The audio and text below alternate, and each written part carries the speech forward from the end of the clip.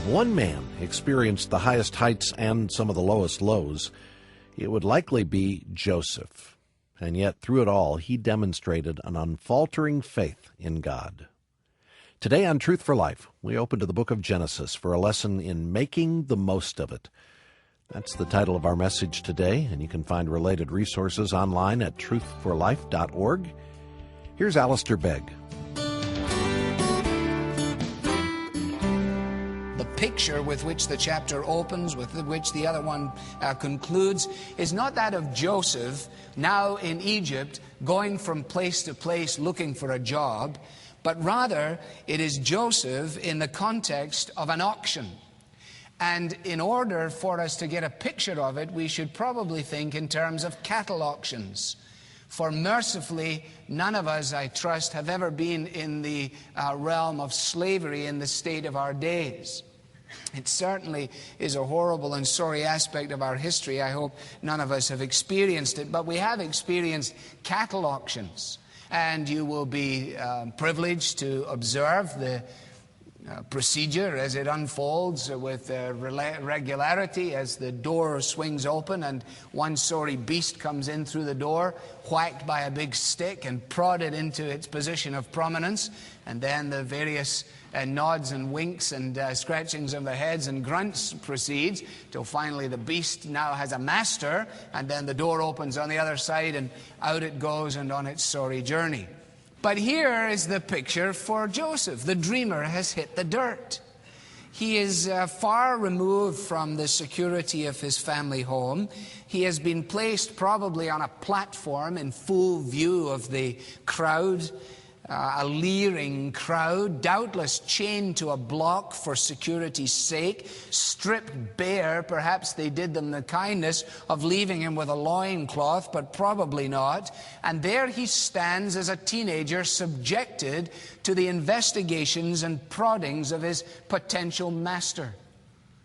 And every teenage boy understands the developmental phases of life and would want to guard against any kind of exposure in this way. And so to be subjected to this kind of humiliation was something that would have ripped into the very core of this young man, Joseph. Try with me to get a sense of the pain and the confusion in the life of this teenage boy as he sought to understand what it was that was happening to him. And as in the course of events he realized that he couldn't understand the words of the people around him and was left simply to try and read their eyes, to see what they were actually thinking and what they were planning on doing. And he must have roved the crowd even as the people cast their gaze upon him, looking to see whose eyes would be the eyes that would finally become his captor. And then the ordeal would have been over and he would have been escorted, probably under some kind of guard, into the palatial surroundings of this man Potiphar, who was, we're told in verse 1, the captain of the guard, or the chief of the royal police, or the man in charge of the executions of all political insurrectionists. Those who sought to bring down the Pharaoh would be put in the custody of the chief of the royal police, and he would make sure that they wouldn't be bringing anybody down. And with a very great sense of clinical efficiency, he would remove such a threat from his boss. He was a powerful man, and he probably had the potential for cruelty, or at least he could absorb it and deal with it in the course of his day-to-day routine. So it is an understatement to say that the circumstances into which Joseph now is brought are less than ideal.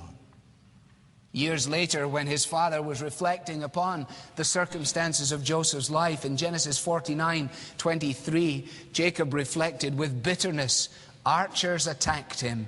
They shot at him with hostility. A very graphic picture of the vulnerability now of Joseph. As if, as it were, there were a group of archers all around him, and they were simply taking pot shots at him. And he found himself exposed and alone and disappointed and fearful and wondering. Now, loved ones, here we discover again, and we discover it with frequency in the Bible, an essential, vital, simple truth that has something to say into each of our lives this morning, and namely this: there is no ideal place to serve God except the place in which He sets you down. There is no ideal job. There is no ideal office. There certainly is no ideal church to join, in which to fellowship or to pastor. There are good ones. There are no ideal ones.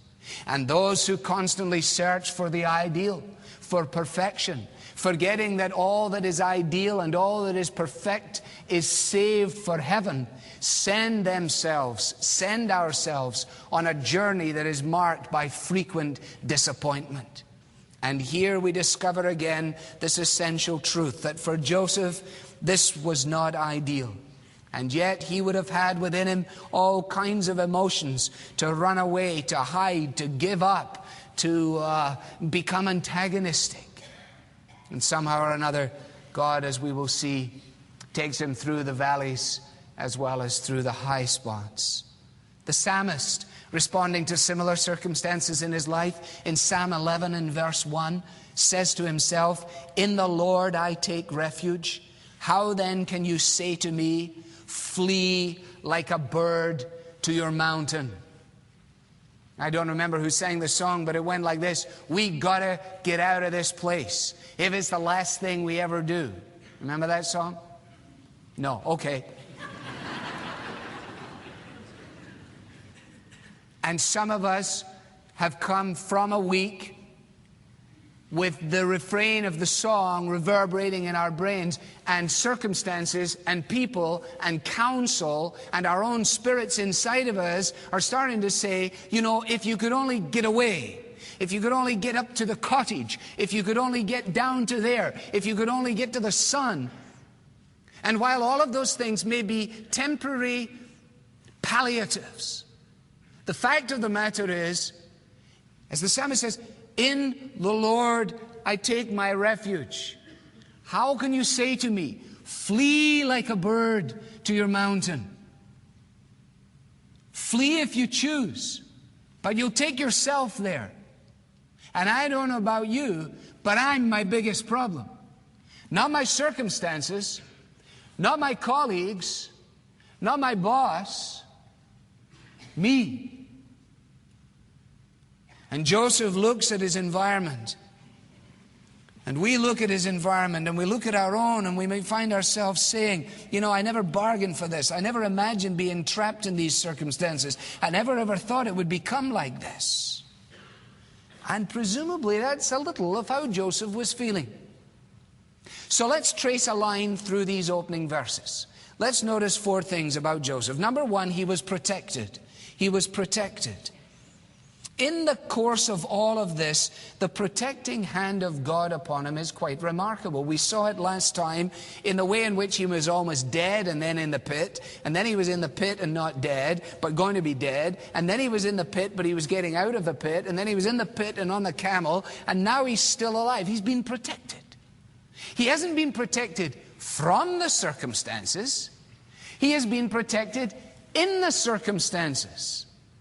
And so often we make it a sad thing for ourselves by asking God constantly to change the circumstances, or to remove the circumstances, or to remove us from the circumstances. When in point of fact, most of the time what God seems to do with His children is that He doesn't change the circumstances for us, but He changes our attitude towards the circumstances in which we find ourselves. And when we start to pray for someone who's an aggravation to us, when we start to be kind to someone who's a disappointment to us, the personnel remain the same, but our experience may well change. You see, God could have done different things in Joseph's life. God chose to allow these events to unfold in order, in part, I'm sure, to deal with the blemishes in his character. It was not going to be good for Joseph, who had essentially had 17 years of everything being hunky-dory, for him in the expectations of God, for him to have the next 20 years similarly. And God purposed that it would be through many dangers, toils, and snares that he would bring his servant in order that he may fashion him and deal with the blemishes in his character, even as he's doing with us. And in Joseph's case, pride, amongst other things. So we find Joseph protected, first of all, by God's presence. He is protected by the presence of God. He left his earthly father behind in Canaan, but his heavenly Father accompanied him to Egypt. His presence with him was the source of his protection. He would have been happy with the words of the psalmist, and I just want to quote a few to you. You can turn to them if you choose. You can note them and find them later.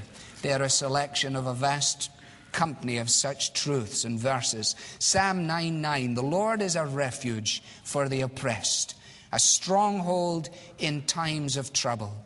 Those who know your name will trust in you, for you, Lord, have never forsaken those who seek you. The 27th Psalm, for in the day of trouble, he will keep me safe in his dwelling. He will hide me in the shelter of his tabernacle and set me high upon a rock. Psalm 46 and verse 1, God is our refuge and our strength, an ever-present help in trouble.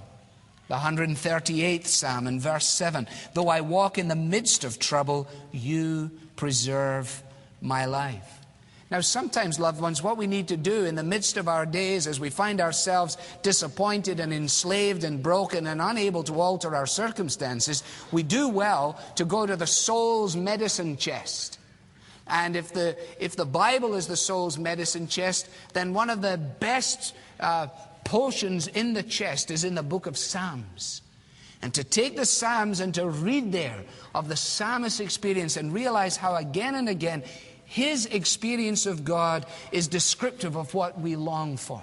And what the psalmist sings, God's people experience. For example, in the book of Exodus, when Moses is talking to God about the prospect of leading the people and the sense of fearfulness that he has in relationship to the leadership of the people. In Exodus 33 and in verse 12, Moses speaks to the Lord and he says to him, you've been telling me, lead these people, but you've not let me know whom you will send with me. You have said, I know you by name, and you have found favor with me. If you are pleased with me, teach me your ways, so I may know you.